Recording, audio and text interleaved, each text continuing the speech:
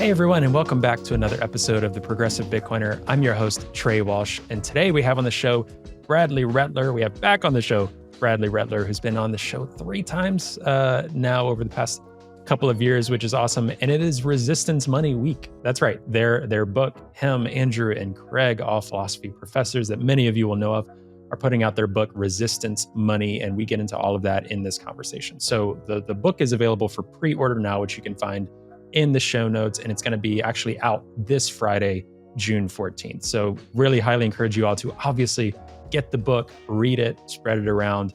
This conversation, we talk on some of the points from the book about how Bitcoin is resistance money and as a philosophical review and understanding of Bitcoin. So it's for academics, it's for Bitcoiners, it's for everyone. It's a really accessible book.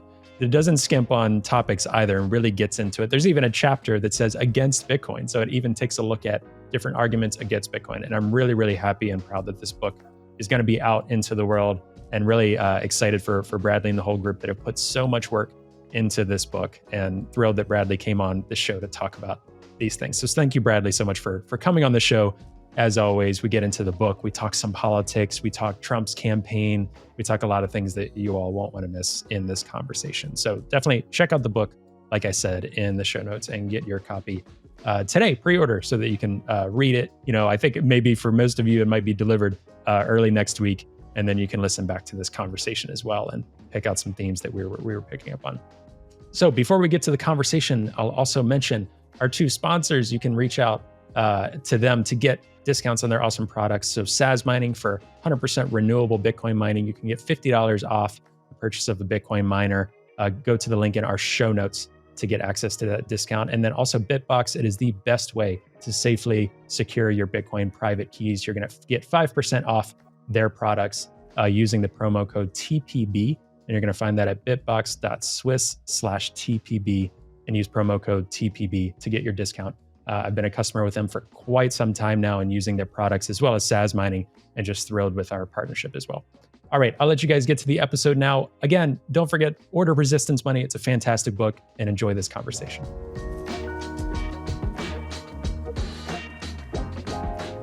Bradley, welcome back to the Progressive Bitcoiner. How are you?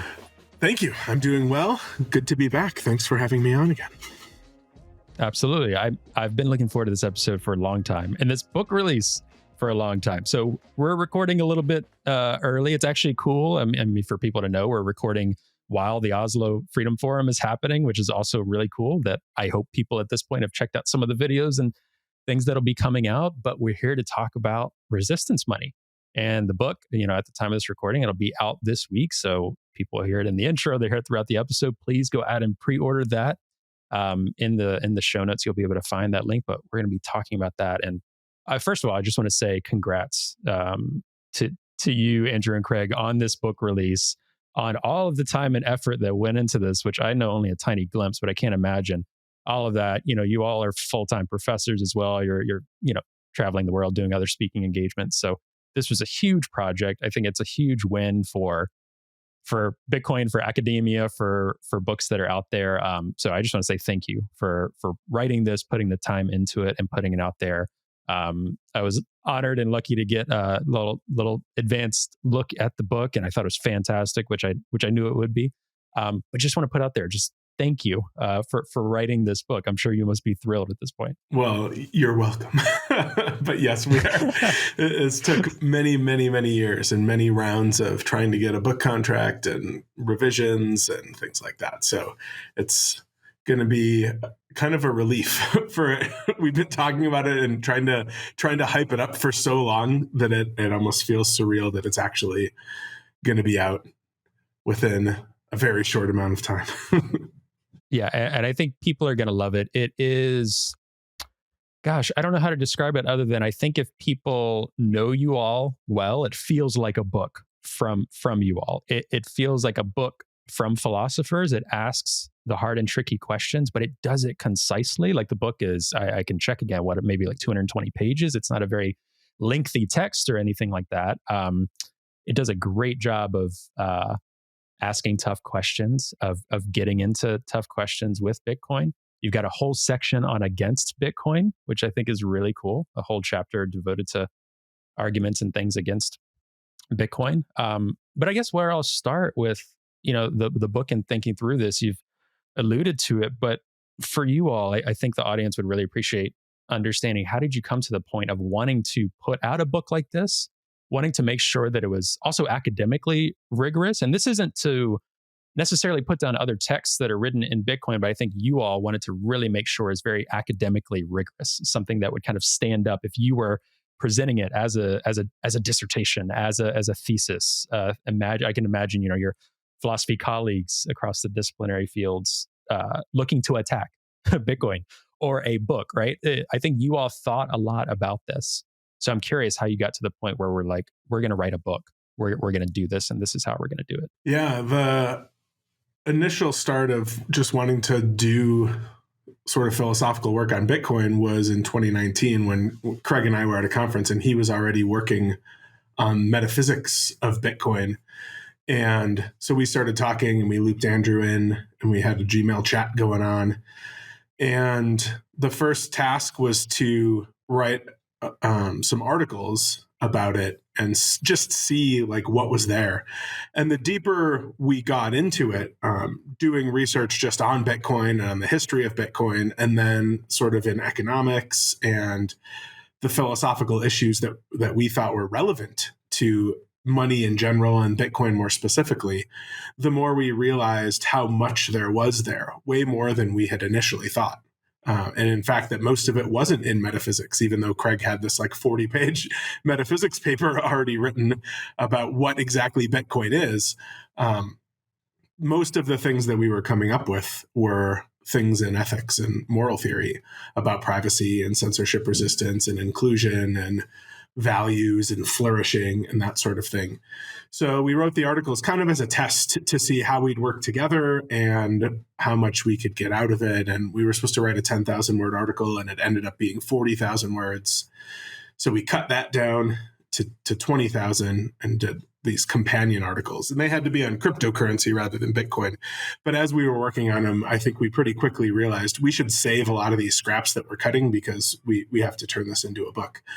And then the reason that it's written the way it is because that's what we're good at. And we feel like people have their own distinctive gifts and things that they can bring to their communities. And our gifts to the Bitcoin community is a philosophical exploration, and our gift to the philosophy community is to help them understand what Bitcoin is beyond the sort of headlines that they see about Bitcoin mining and energy use and Ponzi schemes and things like that. So we're trying to really reach two audiences, at least with this, and maybe three, in that I think the overlap of the Bitcoin and philosophy community, the way that we had to write it to talk to both of those communities, also means that it's the kind of book that you should be able to give someone who has only heard the word Bitcoin and has no idea what Bitcoin is.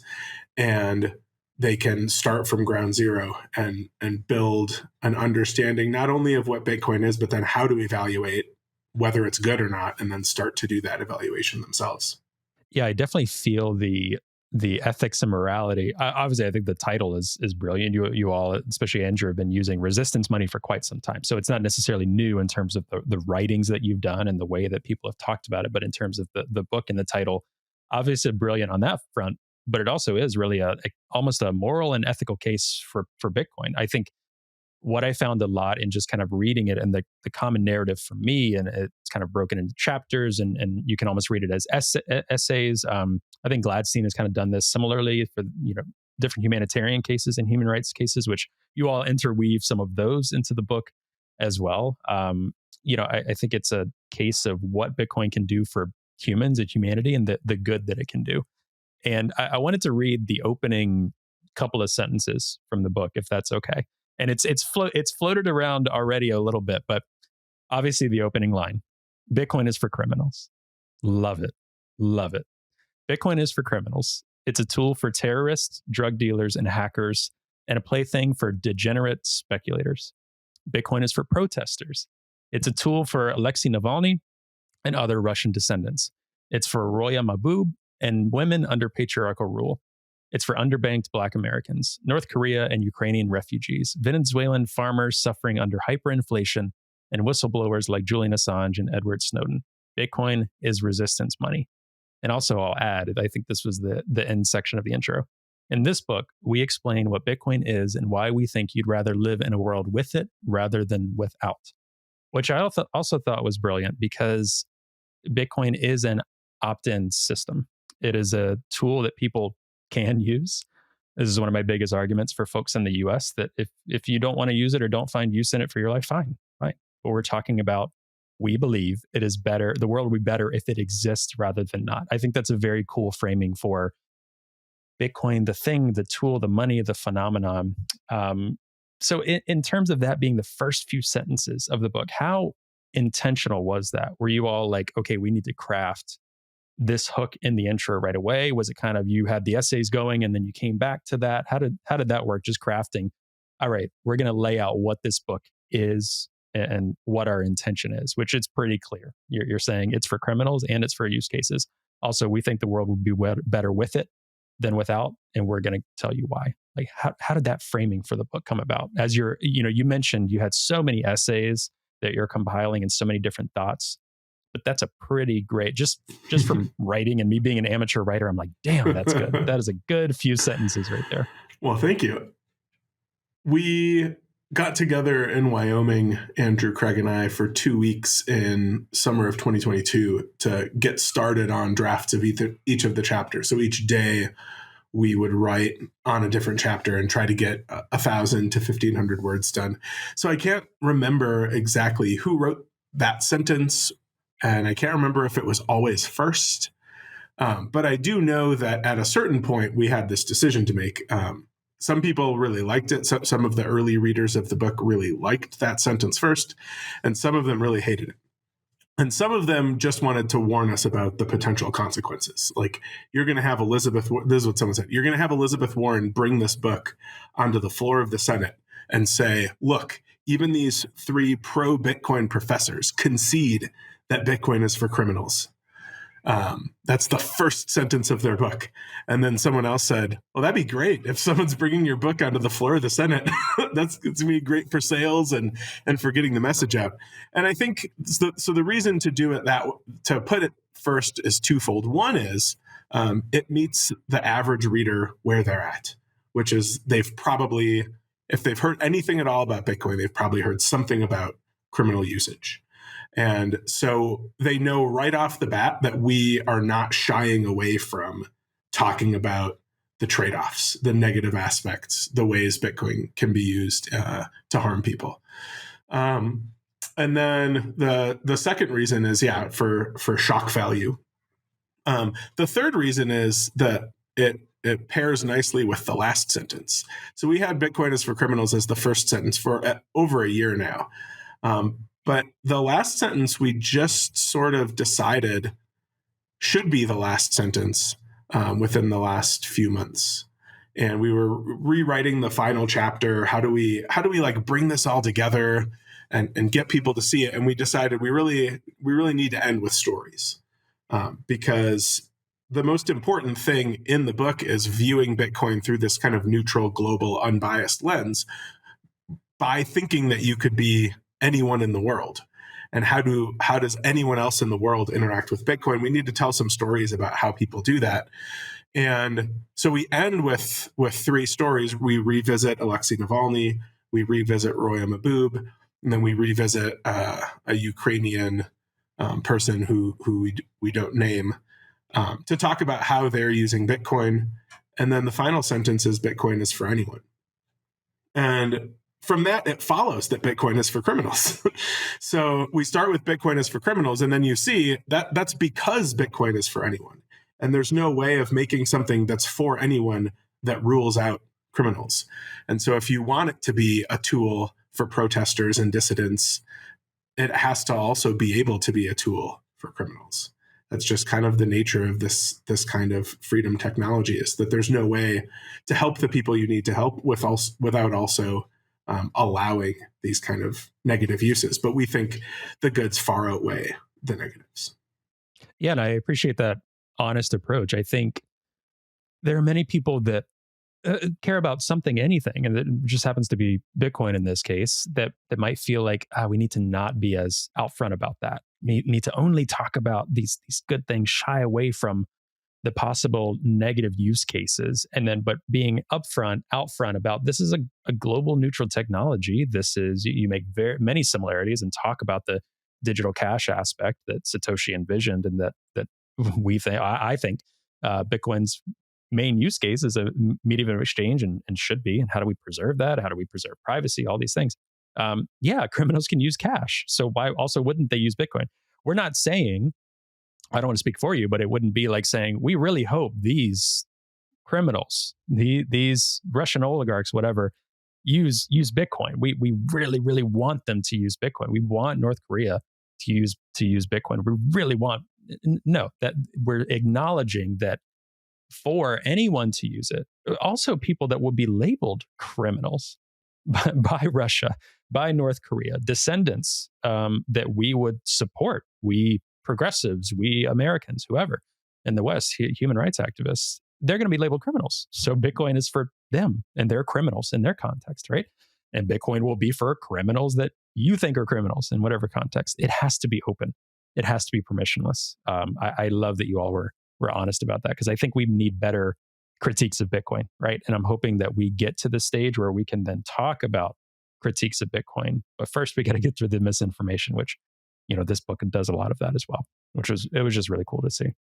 And I think too, because so many people come into this, and my hope is, just like you had said, like some people have already heard and seen that Bitcoin has been used by criminals. I do think we can acknowledge that most people are going out of their way to read a Bitcoin book, because that's the first case, right? Like, who's going to go out of their way to do that? Hopefully more and more over the years, they're going to already hear that and know that. So just acknowledging that, right? And if Elizabeth Warren wants to get up and say it, I think that's brilliant. I really like whoever said that. That's great in terms of like, hey, that's good. It's going to put more, more people are going to hear about it and know about it. That's really cool. Yeah. Shout out to Jerry Brito of Coin Center, who was the one who said that, nice. that would be a dream come true. Elizabeth Warren bringing it. Oh, good. Okay. Yeah. That speaks volumes that he said that too, knowing what, the reality of it. Cool. We had a question from Brian on X that I'll actually get out of the way now, because it's kind of talking about the framing of the book. An initial thought of when you, either people in the field of philosophy or other academics, or that you anticipate once this book comes out, for those that haven't read it, how might you think academics would approach this book and the text? And what is your hope in terms of academics approaching this, or even citing it, or citing your sources in the future? I think plenty of academics will cite the book. I will be interested to see how many philosophers end up citing the book. I expect that a lot of people who are working in climate science and energy and economics and things like that will cite the book. As to philosophy, there has been a turn recently from sort of pure philosophy to more practical and applied social kinds of philosophy. Philosophers for a long time had kind of just talked to each other and were pretty comfortable in their place inside universities. And there's been a trend recently in trying to do more things that other people can understand, right? We get all this training, we go to all this school. We think that we're figuring things out about how the world works, but we never learned how to communicate them to people who don't also have 10 years of schooling in this one hyper-specialized area. And I think a lot of philosophers are realizing that's a problem. And philosophy departments nationwide and maybe even worldwide are being shut down because they're not getting enough students, because high school students don't take philosophy and often don't even really know what it is. And that's our fault as philosophers. We've done a poor job of communicating our ideas and the value of the discipline to other people. So one of the ways that we can do more of that is to write books that are philosophy, but that are well written and that normal people can understand. Now, the risk that comes with that is being less precise and citing less literature and going into fewer tangents about things that trained philosophers would expect. And so we do some of that in the middle. And sometimes it even feels like, we wrestled on a few of them, feeling like maybe we're going too far out of our way to appease our imagined philosophical audience. We distinguish at one point between numerals and numbers, where numerals are things that you write down and they represent numbers, and numbers are abstract things. And we distinguish between types and tokens, where types are kind of more broad and then tokens are individual instances of the types. And we're like, man, is this something we need to go into? And, if you read the book and you think this was dumb, you shouldn't have done this, it's too technical, just know that there were a lot of those things that we cut out. But a few that we left in because we thought they made important points and they're useful distinctions to have. And if a few people can use them in the future in other areas, then we feel like it's nice to give that kind of framework. So that being said, philosophers who are writing on privacy hopefully will, consider this. Philosophers who are writing about financial inclusion hopefully will include this. Philosophers who are writing on social metaphysics or social epistemology or social ethics more generally, hopefully will be able to read and understand and cite the book. We're hoping that we can do some things at author meets critics sessions at some of the American Philosophical Association meetings, just to see what trained philosophers are thinking about it.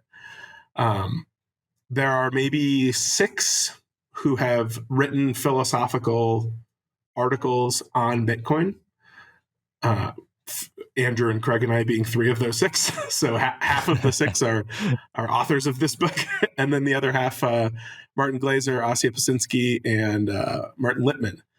So, maybe we could do something with them. But, I'm really interested in what the reception will be among philosophers who aren't already interested in Bitcoin. And my suspicion is that a lot of them just won't read it because they won't have the time and it won't be relevant, or they won't see how it's relevant. And so we tried to gear it more towards people who are already interested in Bitcoin and people who are not trained philosophers. Yeah, that makes a lot of sense. And I think, gosh, anybody would be here for the to have some of those roundtables, panels. That would be interesting. I think to your point on the numbers, I believe it was probably that was early on in the book when you're trying to define what Bitcoin is. I think that made sense in terms of, and again, a bit of a I don't want to say clickbaity. That's not what I intended. I just kind of a capture moment of like, I think you always use the term of like, Bitcoin is imaginary. Bitcoin is made up, but so are numbers. And so I get why you kind of had to go into that. Again, getting out in the open to address like, is Bitcoin a Ponzi scheme? What is it backed by? This and that, and just be like, let's just cut to the chase. It's not backed by things in the way that you think of it, right? And I think, and again, you're writing a philosophical case for Bitcoin. So in my mind, it made sense that I could tell there were probably certain points where I could see the 3 of you being like, well, we would typically do this for every other chapter as well. So I could see that probably took a lot of patience and self-restraint to not do that, which, made it probably a bit shorter as well. But before we leave the actual framing of the book, because people will probably be like, why are you on and on about this? I think it's because I'm feeling what I hope years later will play out as the magnitude of having this be a very legitimate, being specific about the publisher, the academic rigor to bring it to that next stage. Because I think people can talk about the cycles of Bitcoin. I think there's also, even outside of the 4-year cycles and the issuance and the halvings, talking about the cycles of, you got political cycles, you have the ETF coming into play, and we're in this big Wall Street cycle now. I think it's time for that kind of academic renaissance to bring it into, the academic rigor, the schooling, the universities, but also into Main Street, to how people talk about ethics and morality of Bitcoin and how Bitcoin is a good thing, not just Bitcoin is this Wall Street thing. I'd really be interested to see, can we start talking about how Bitcoin is this good thing, Bitcoin is this humanitarian thing, all of this.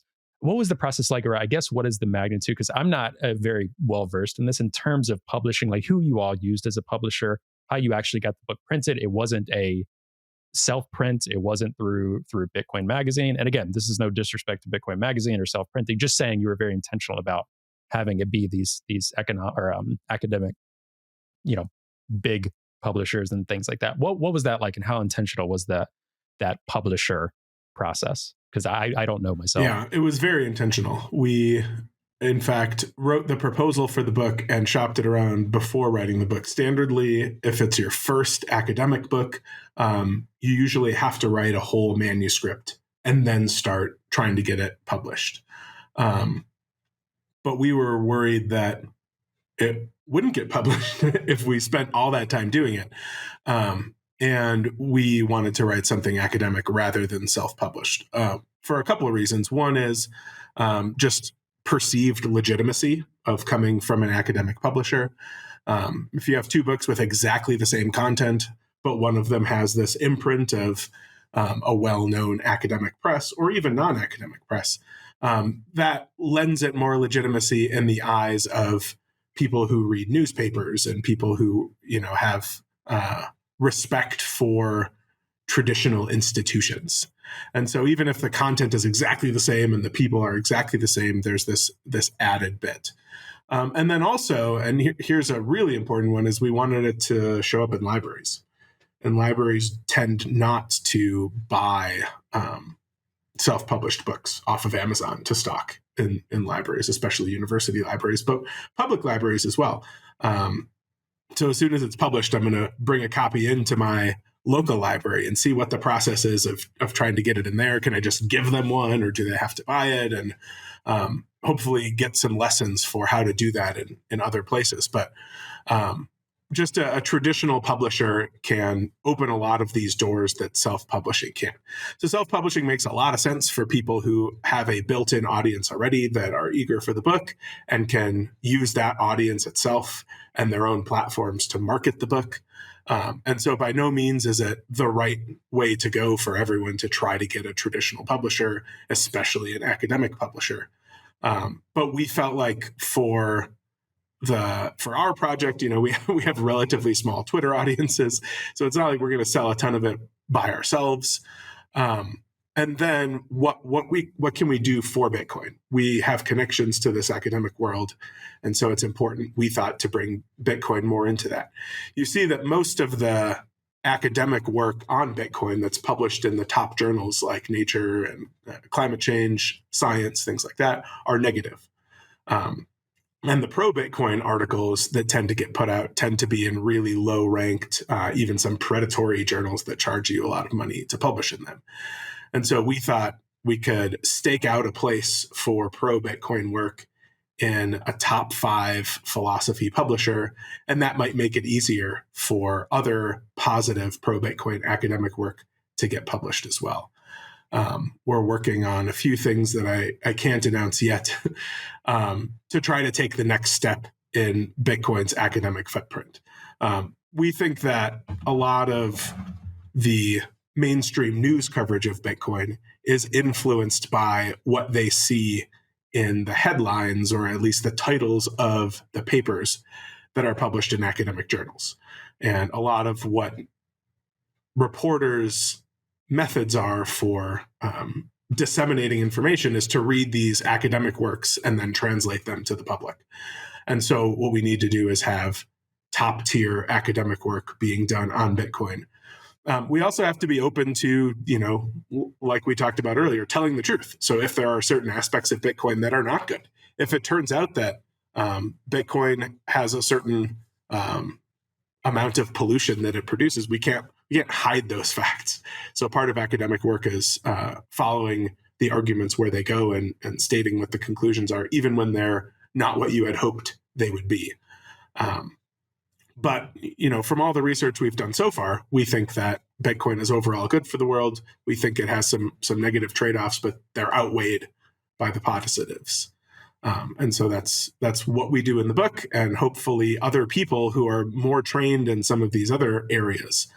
For example, the work that Margot is doing with the data that Bitcoin miners have given her is, I think, really important and absolutely not something that Andrew or Craig or I could do. We just don't have the quantitative skills that Margot has. So it's important to bring together a network of people who are doing this Bitcoin work, who haven't decided already that Bitcoin is terrible, and that understand enough about how the system works to understand why Alex DeVries's per transaction energy use calculation and pollution calculation is terrible, and why Bitcoin won't raise the global temperature by 2 degrees. People are doing academic work on Bitcoin who don't know that there's a difficulty adjustment, who don't know that blocks have to happen every 10 minutes on average, but think that as more mining comes on, they'll happen faster and faster. And it's shoddy research, and it doesn't have to be done, and it can be better, and we can help make it better. And so that's part of our goal in writing the book, and that's part of our goal in this next step that we're going to try to take this summer.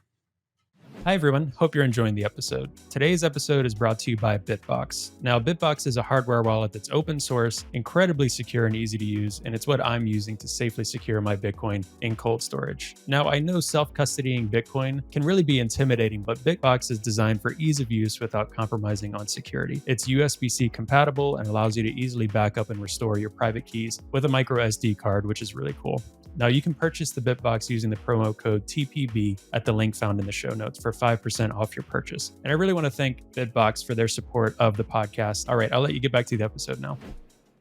Yeah, it's really nice that there's more resources now, I think, for those types of people. When I first came into Bitcoin in early 2021, there were some articles here and there. I think late 2021, there started to be, I think Margot and Troy became a lot more vocal, probably early 2022, in terms of environmental narratives. There were some positive, like Bitcoin mining is good for the environment in Bitcoin Magazine. There were a few paragraphs that said how renewables could expand these kind of hypothetical things. They were kind of like, okay, if you were already pro Bitcoin, you're like, see, look. But then this past year and a half, since 2022, we're seeing all of these new data and getting more data and things needed. So it's really nice, folks that even find themselves coming in, so to speak, now to look more into Bitcoin. There's a lot more data and resources. And gosh, 5-10 years from now, I'm hoping it'll be, 10x the amount of resources and academic resources, but then also kind of popular mainstream resources off of those academic resources. And that just takes, you all in the philosophical camp know this. I was told in undergrad, something like some philosophical conceptions sometimes take 60, 70 years after they're formulated in certain university settings. This person might have been a bit facetious, but sometimes to popularize and mainstream the positive effects of something, right? Or someone's really passionate about that research. Bitcoin is no different. I've said this many times. It is 15 years old, so we have to have a bit of patience and having people be willing to dig in for the long haul. This is really needed, and what you all are doing is great. Mentioning Margot for sure. Just doing that grunt work of just data scraping for years to put out one piece, right? And then going from there. It's a lot of hard work. That it's different than tweeting. It's different than putting out a tweet, or it's legit stuff that we have to support. Yeah, the New York Times and the Economist and the Washington Post and all these outlets are not looking at Bitcoiners' Twitter accounts and long tweet threads, regardless of how well researched they are and how much data backs them up and how good the arguments are. They're just not looking there for the narrative to tell the people. So the next step from doing all this excellent research and data gathering and work and things like that is to get it published in the best possible peer-reviewed academic journal you can. Peer review is sort of the stamp of approval that the methods are good and the data looks right and the conclusions are validly derived from the data using the methods. And so that's, I think, the next step for people like Margot and Daniel Batten and other people working in climate, but not just the climate stuff, all over. That's the same thing with philosophical arguments. When we talk about financial inclusion and monetary justice and privacy and censorship resistance, we can get peer-reviewed articles about these things published, but it just takes a while. But I agree for the reasons you said that it's so important to have them in those places, not just for the work to be done, but for it to be disseminated in a way that will get. So I think the trickle down is like it goes from that the academic venues to the journalists and then to the politicians and the regulators and or at least their staffs, who then write policy and vote on it and talk about it. And I think all those levels are important, but we have to start with the academic work if we want anything to happen in the other places. Yeah, couldn't agree more. Back to the book, I wanted to ask a bit of an open-ended question to you in terms of you all used a lot of stories, used personal stories, used some kind of anonymous stories of people using resistance money, using Bitcoin and kind of showing how it can be this good global force for human rights, for freedom fighters, things like that. Is there any particular story that right now in this moment that, for those that haven't read it yet, but will soon, that jumps out at you that you really enjoyed putting pen to paper on or really enjoyed kind of talking about collaboratively? I know there were so many, but I'm just curious if there's one that stands out to you that you were really excited to highlight in this book, or maybe felt different or felt that it really deserved being highlighted in the text. There's two. I'll tell them both if that's okay. Yeah, tell them both. Absolutely. So one of them is just the history of the cypherpunk movement. So there's been some really shoddy historical research done on Bitcoin and the cypherpunk movement, one of which culminated in this book about Bitcoin being right-wing, and that's gotten a lot of attention by people who don't really understand Bitcoin or the cypherpunk movement. And so, we did a lot of research into the origins of Bitcoin and the cypherpunk movement. And the term cypherpunk was coined by a woman named Judith Milhone, who was arrested multiple times for protesting for civil rights. And she was an ardent, staunch feminist who thought that the internet was going to potentially bring about a way to provide equal opportunities for women.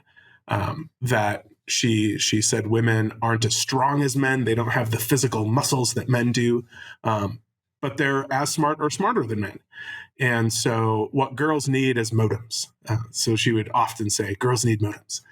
And she was committed to putting computers and modems in the hands of young girls and teaching them how to code and things like that, because in a sort of separated, non-physical kind of context, women could achieve their potential. So this is where the cypherpunk movement maybe didn't start, but the official term was coined not by a right-wing libertarian, whatever, but by this feminist civil rights supporting woman.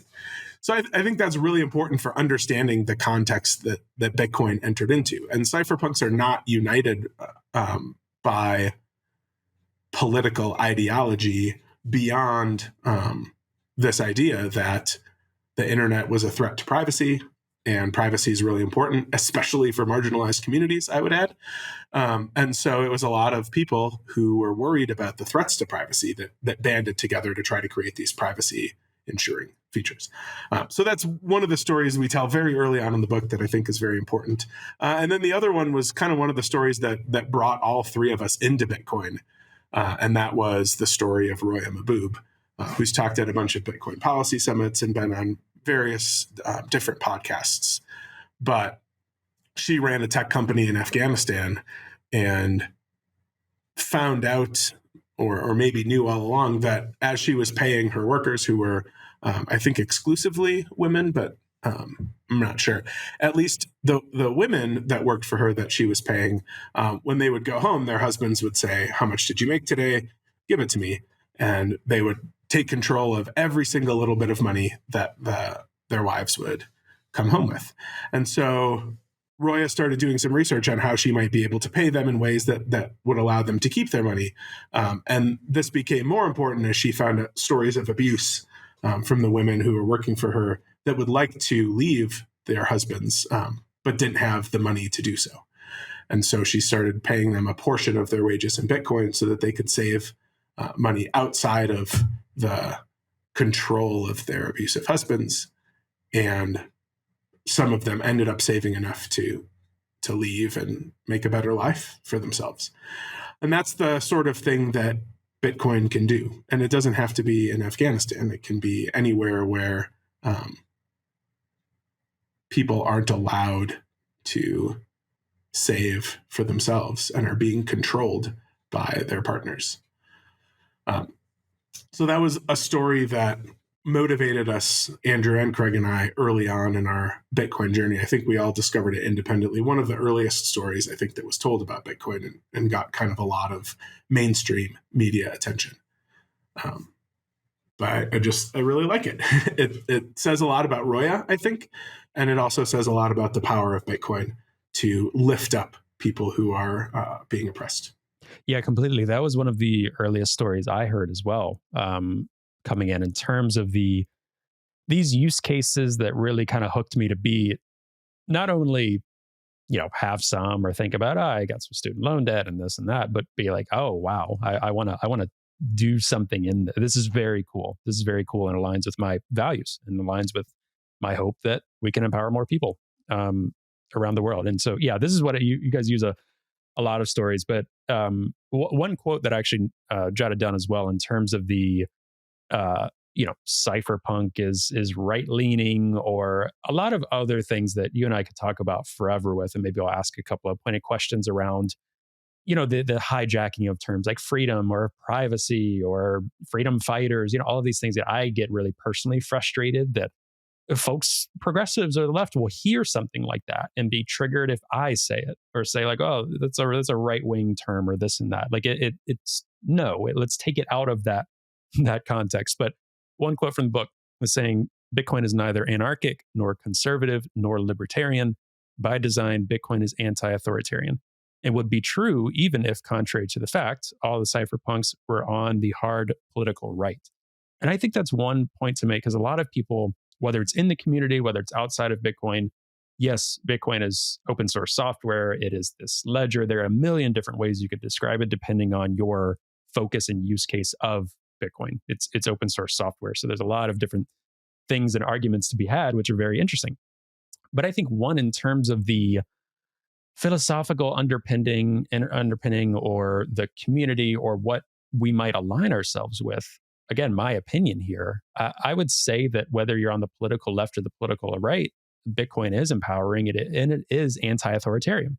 There are authoritarians currently in the political right and the political left in the US. There are authoritarians in many different forms, and corporations that have outsized power that a lot of progressives like to focus on, and connections with judges and governments and all of these things. So I like to think about Bitcoin, and you all have helped frame this for me in terms of seeing it as resistance money and anti-authoritarian. And I would say that is, again, just repeating myself, you can be authoritarian left, you can be authoritarian right, individuals. But I'd like to say, I'm curious your thoughts. If someone considers themselves a Bitcoiner or is into Bitcoin, there's kind of an anti-authoritarian bent to it and an empowerment for all. And of course, many individuals can believe different things. But for me, that is a unifying thing within Bitcoin, and then hearkening back to a unifying thing for cypherpunks. That's what I gathered from that statement as well. Yeah, I think that's exactly right. And that's how we meant it to be understood, and that's how we believe that it works. Authoritarians want ever increasing amounts of control. And what they do with that control might be different across the political spectrum. But what they want to do is take control away from individuals and consolidate it in entities of which they themselves are a part. And by doing without people who make the money, people who manage the money, mediators, Bitcoin removes authorities. And by having this public ledger system that's pseudonymous, Bitcoin makes it harder for people with power to know things about you and get involved in your financial activities. And so it makes it harder for authoritarians to exert the kind of control because there are certain kinds of information that authoritarians need to have if they're to enact their policies and if they're to take power. So we think that Bitcoin is a crucial step in bringing cash-like features to the internet in ways that make it so that huge multinational corporations, conglomerates, etc., and governments and people within those governments who want to consolidate power in themselves, makes it harder for them to do that. And you can want that regardless of where on the political spectrum you are. And I think the easiest way to see it is just to imagine different countries with different governments, but people in those governments who want more power and control. You can easily imagine wanting to transact privately when the government that you have in your country has opposing beliefs to your own. So if you're a left-wing person and you're under a right-wing government, and you're probably not going to want the government to know. And the more scared you get of them, the more power they accrue to themselves, the more they state their intentions to persecute people like you, the more of your transactions you'll want to be private, the more censorship resistance you need. So it might start with just wanting to be able to buy, say, the morning after pill. If you're a left-wing person in a right-wing government, you might want to do that privately. But then you might start to get worried. Donald Trump was recently asked whether he thinks contraception should be legal, and he said, we're looking into that. We're going to come out with a policy on that soon. So, maybe he's in the future going to ban contraception. Maybe he's even going to try to prosecute people. He was asked whether he thought there should be punishment for women who get abortions, and he said yes. So maybe at some point he's going to think there should be punishments for women who use contraception. So maybe I want to buy my contraception privately without anyone knowing. I don't want Visa or MasterCard to know.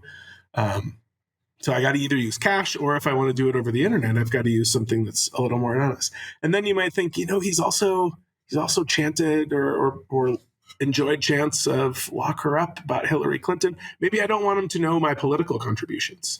Maybe I'm a little nervous about donating to Democrats if Trump ends up in power. So I want those to be. So the more scared of whoever's in power you are, the more you're going to value something like Bitcoin. And of course, for everything that I just said about Trump, you could imagine someone on the right side of the aisle thinking about Biden or whoever the next Democrat president would be. And regardless of who you think is right about that, you can understand the fears because you can understand having them yourself towards your own political opponents. And then look at countries where there's authorities who have been much more willing and even eager to do violence, physical violence. And then imagine what kind of privacy and censorship resistance they would want.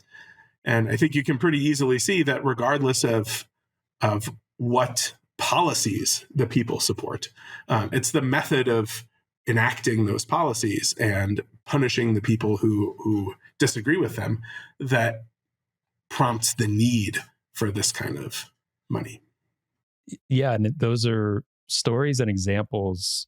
I am trying to encourage more progressives and left-leaning folks and lawmakers, staffers.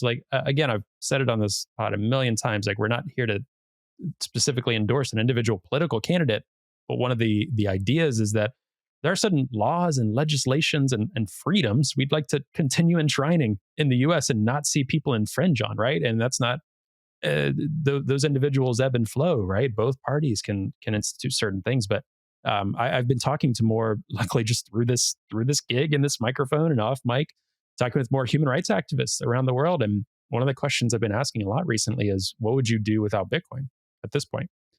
And again, not to put too much of a glossy, it's not like billions of people are using Bitcoin yet and all of these things. But in some examples, many of them have said, I honestly do not know, because our bank accounts were shut down in our country. We had to flee.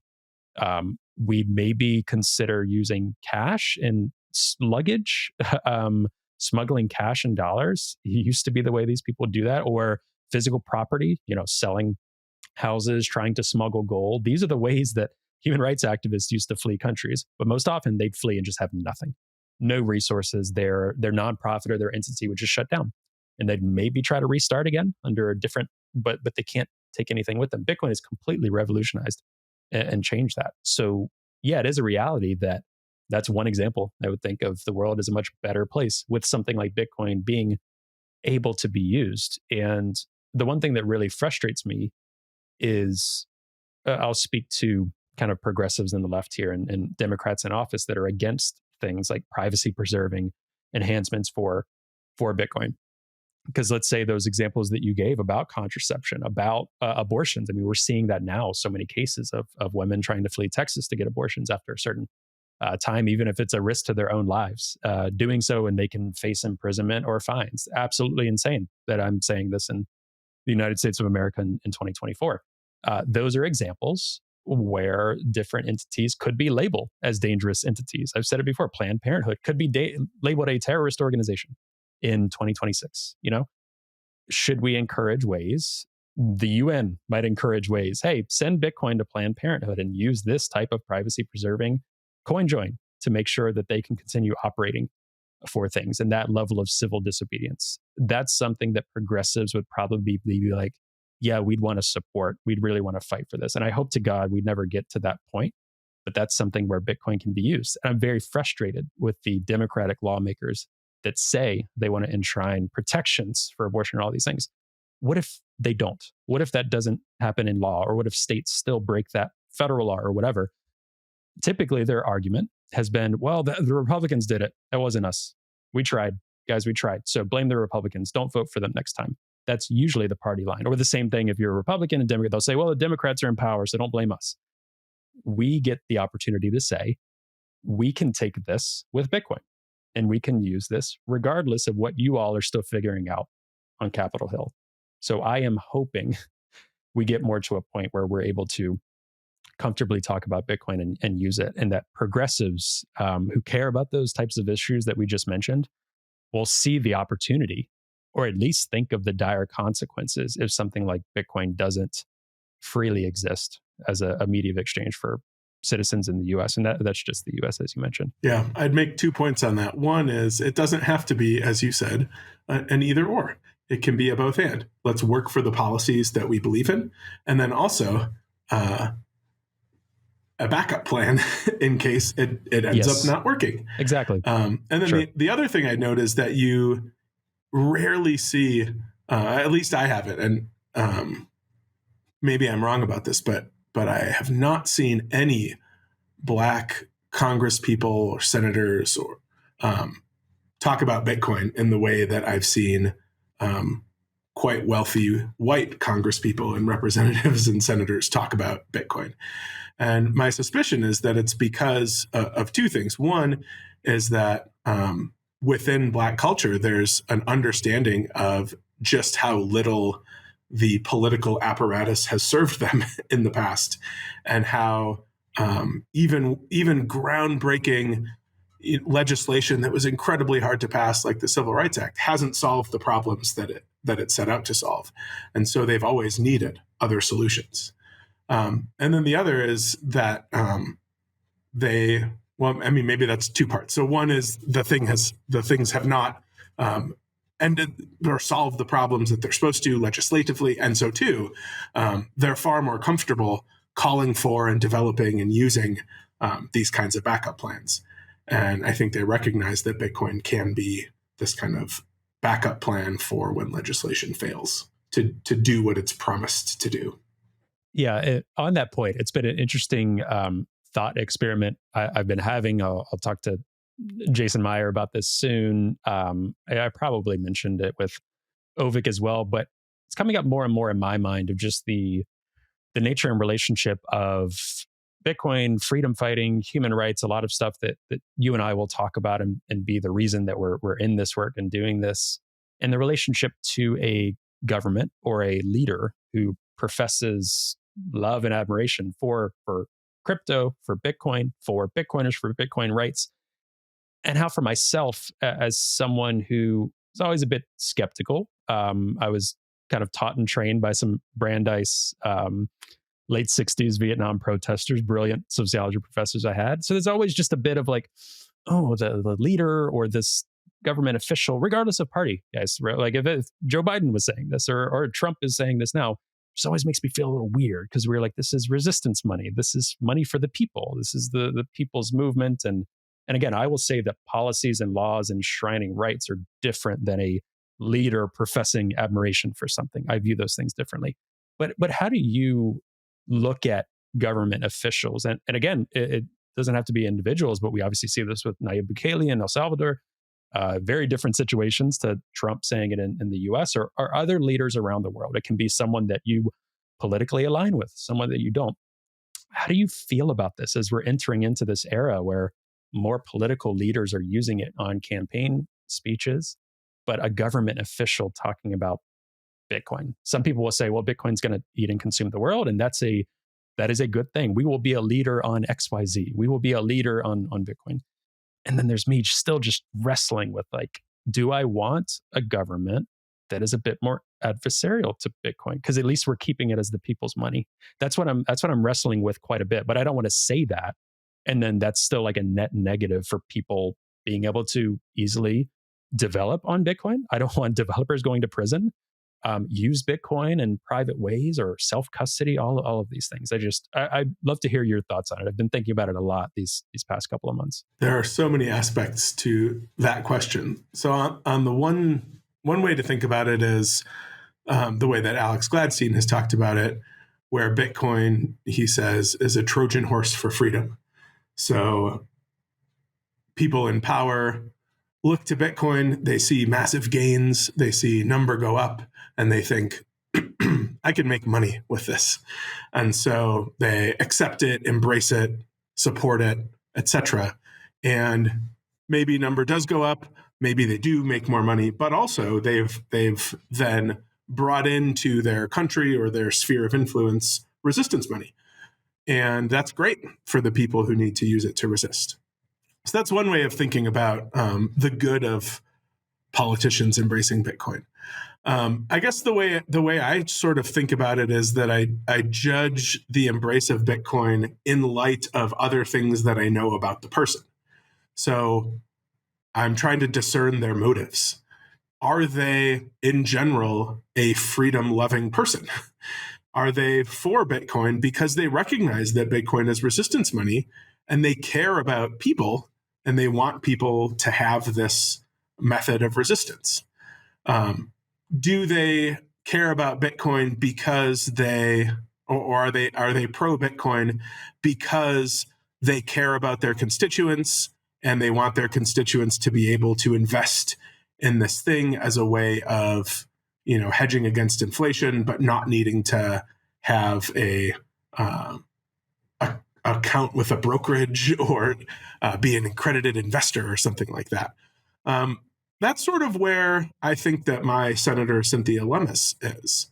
I don't agree with her about most things, but when I think about why she's pro-Bitcoin, I think that she's pro-Bitcoin for the kinds of reasons that I am. She sees in Bitcoin what I see, and it isn't a sort of disingenuous promotion, and she's not focused on other aspects of Bitcoin than the ones that I am. But then others, I think, okay, they're promoting Bitcoin because they know that Bitcoin is primarily held by young people and primarily held by people who are members of historically marginalized communities. And they think that they can use it as a wedge issue to try to get some support from those people. Or maybe they think this is another way of getting campaign contributions. If I come out and if I accept these, maybe I won't get that much, but it doesn't hurt me politically and I can get slightly more money this way. For people like that, I think that tells us nothing about how they're going to treat Bitcoin if they end up actually getting power. It's a very small part of the calculation, and they clearly don't have the kinds of values that I see Bitcoin as enshrining. And so I feel like this is where I come down on it in the end is I'm skeptical of politicians who I think embrace and use Bitcoin for cynical or political reasons. And I like politicians who embrace and or use or support or whatever Bitcoin for what I think are good reasons. Maybe I'm still too skeptical looking into the future. A healthy skepticism of the road ahead. I would never try to talk you out of that. Yeah, no. Right. Or any Bitcoiners, obviously. And maybe one day we can stop talking about these things as much. But I think it's just at this cycle it's in. I've said this before too. We talk about even the name of the show is a specific reason at this cycle, but 5-10 years down the road, it probably wouldn't even make sense. Hopefully, ideally, that Bitcoin is the money, the thing, the open source protocol, right? It is not this movement, but speaking to those people. Just the cycle we find ourselves in. And just before we were jumping on, we were talking about how funny and kind of crazy it is. I think a lot of people are feeling this way. And if people said, "Oh, I knew this," I think they're lying. I don't know if they knew to this extent. Bitcoin and crypto, but I'm hearing both. It's not just crypto anymore. I'm hearing, yes, still a lot of crypto and comparing the two, but also separate Bitcoin things coming out in campaigns. Obviously, Trump making this a campaign point and seeing, again, in my opinion, a certain amount of voters that he could capture with that, or maybe capture voters that were already going to vote for him but are more enthusiastic and will now donate more to his campaign. I'll ask it here since it wasn't it was off air, but what has been your thought there and the anticipation of, wow, it is it's going to come up in debates. I think it's going to be very interesting in this presidential election. Yeah, I'd still be surprised if it comes up in debates. I guess we'll see. Really, I feel like it will. You think so? I feel like it will because of the SEC stuff. I think so much of the actions with the SEC and Gary Gensler and Elizabeth Warren, I can personally see how I feel like whether it's crypto or Bitcoin and how Trump will seize on it to be like, well, I'm going to stop Elizabeth Warren from taking your right. It'll make it kind of a freedom type angle because of how much the SEC has been involved with, these journalists, I think, and whoever moderates these debates that supposedly are happening in later this month, July. I don't even know at this point. I think they'll pick up. There's been a lot of lawsuits with the SEC across crypto in general. So maybe I'm wrong, but I feel like it could come up in some generic way. I don't know if it'll come up with, hey, how do you feel about Bitcoin self-custody? I don't know if that will be the question, but how do you feel, Bitcoin and crypto? That would be interesting to hear President Biden respond to. Personally, I don't know if I've heard that directly before, but I guess we'll have to see. So I think we should all acknowledge that Donald Trump and Joe Biden are both approximately 80 years old, and they both know absolutely nothing at all about Bitcoin. They don't understand anything about it. So they're taking their cues from other people who are telling them what to say and why to say it. And what you've publicly heard from Donald Trump probably exhausts his knowledge of Bitcoin. It's just that someone has told him, probably Vivek Ramaswamy has told him, say this. If you have crypto, vote for me. That will be good for you. And he may or may not know what crypto is. He probably doesn't know anything about cryptography or anything like that. And Biden's the same, right? Biden's just taking his cue from someone else. Elizabeth Warren has said crypto is bad, and she sort of runs that part of the White House. So whatever we get at the debate, it's not going to come out of a nuanced understanding of what cryptocurrency is or what values it has or how it's different from the dollar or whatever. So then I guess the next question is what is each administration actually going to do with respect to it if they are elected? And there, I guess you could expect, absent this huge groundswell of people writing in and calling and talking, that Biden will probably continue to do roughly what he has done. And of course, Trump is harder. When he was in fact president, he said he hated Bitcoin. It was a threat to the dollar. Is he going to go back to that when he's not campaigning anymore? Maybe. Is he going to stick with what he has more recently said? Also, maybe. I don't know. But I think so here's where I'm skeptical. I'm skeptical that his recent comments about Bitcoin mean anything at all other than give me Bitcoin. Give me some of your Bitcoin. Yeah, it'll be very unpredictable. I'm sure a lot what we're saying now, August, September comes, we're like, wow, XYZ is happening. What's going on?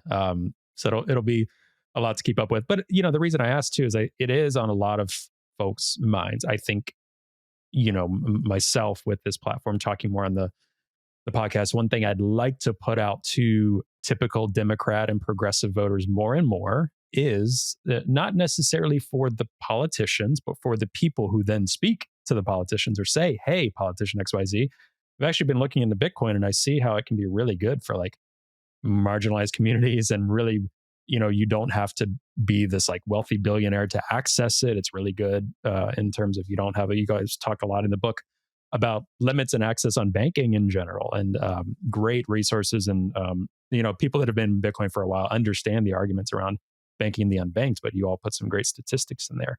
My hope is that we can speak to more of those typical voters, the 50 to 55% of the US population that has at some point over the past decade voted blue in one way or another in their local community or in presidential elections, things like that.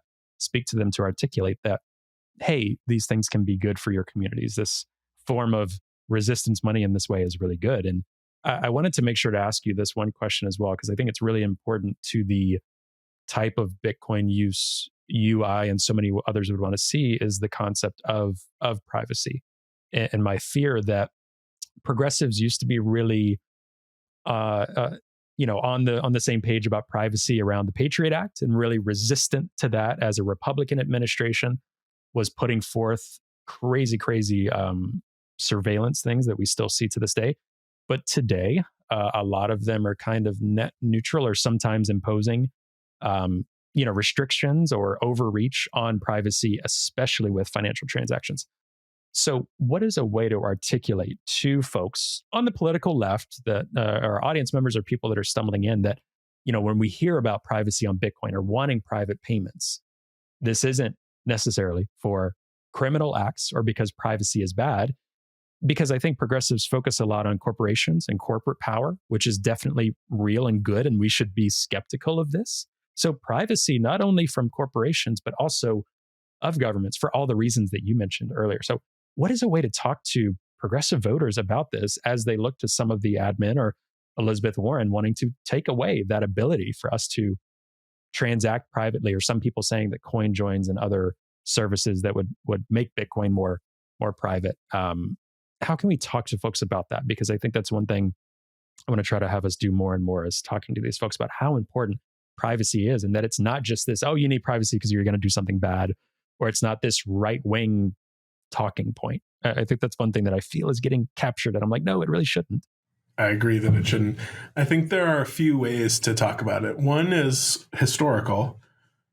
We have always acknowledged the importance of cash, and we have never thought that every cash transaction should involve the reading of the serial numbers of the bills and the registering of those bills to a particular person to follow how they've been spent.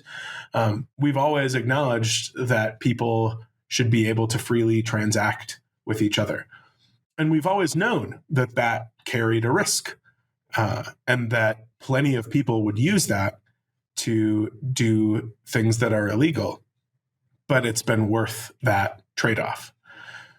And I think we see the same thing today with Bitcoin.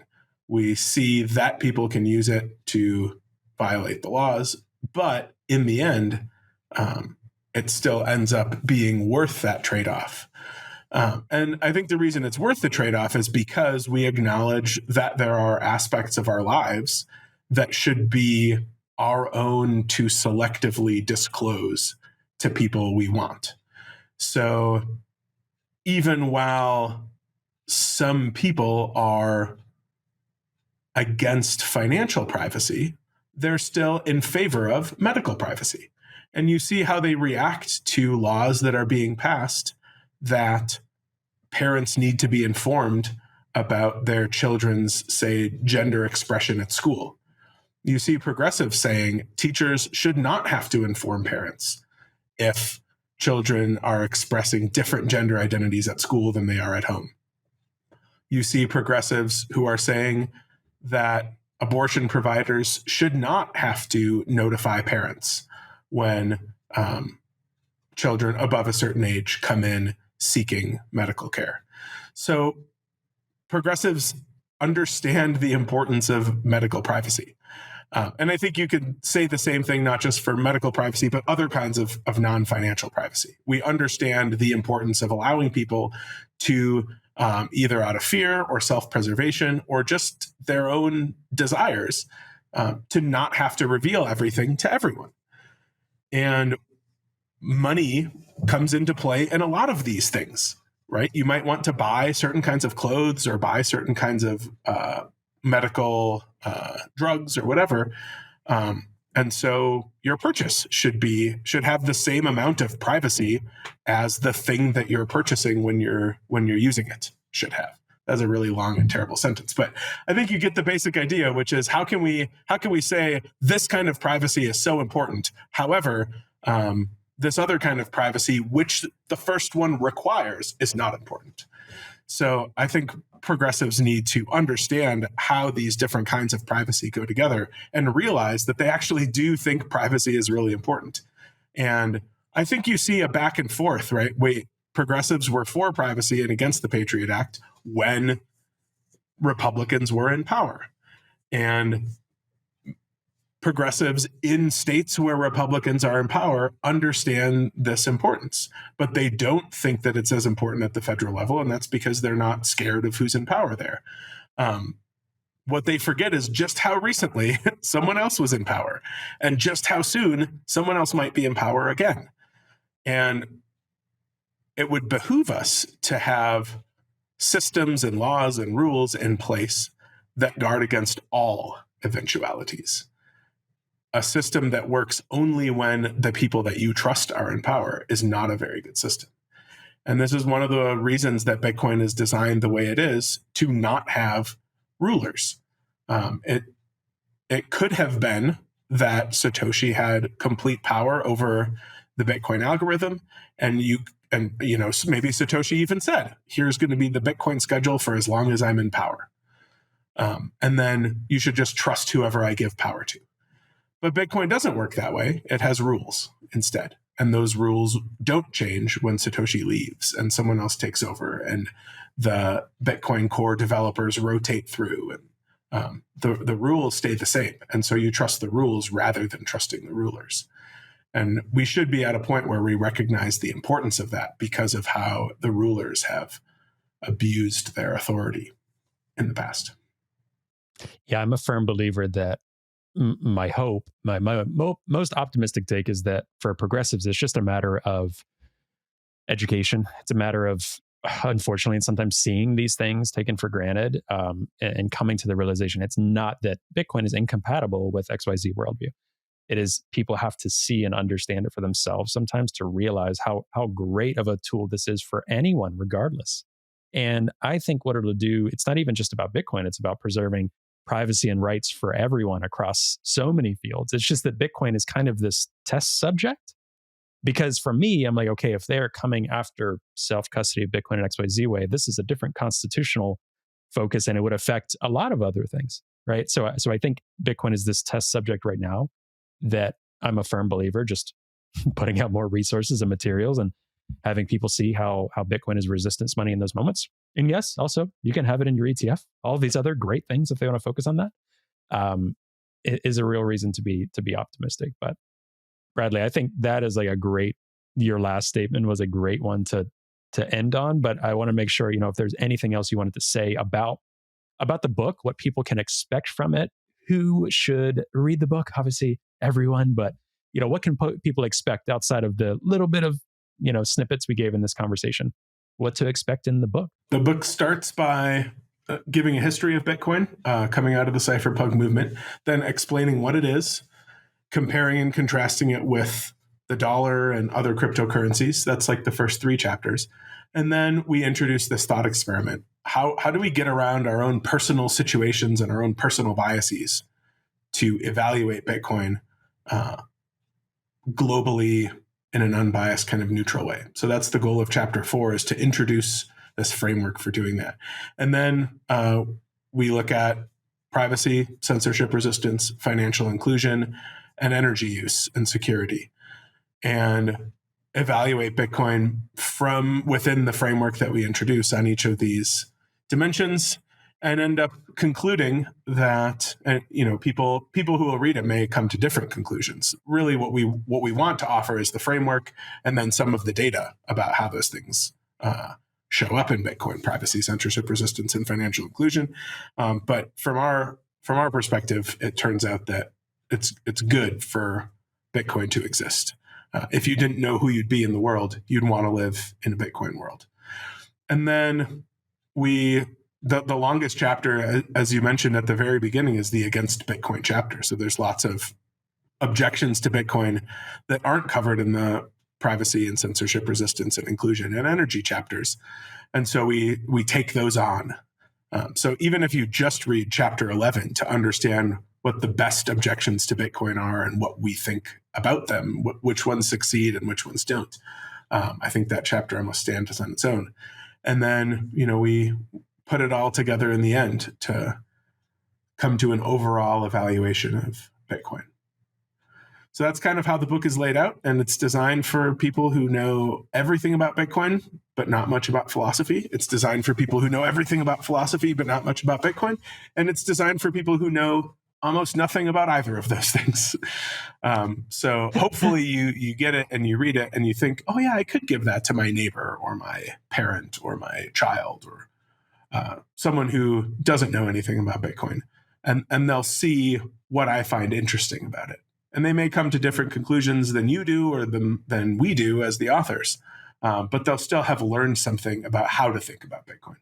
Definitely. I'm excited for it to drop. At the time of this recording, folks, it's going to be out at the end of the week, Friday, June 14th. So you can pre-order it right now when you get off listening to this, or if you're listening to it and you're looking at your laptop, do it now in this moment.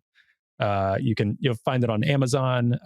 Is there other places, Bradley, or other links? I know you all have, it's still resistance.money. You have like a website and different links if you want to send people to folks, resistance.money, right? And then where to follow you. Yeah, resistance.money has all of our written work and recorded media appearances, things like that. So while you're waiting for the book to arrive, you can check out some of those.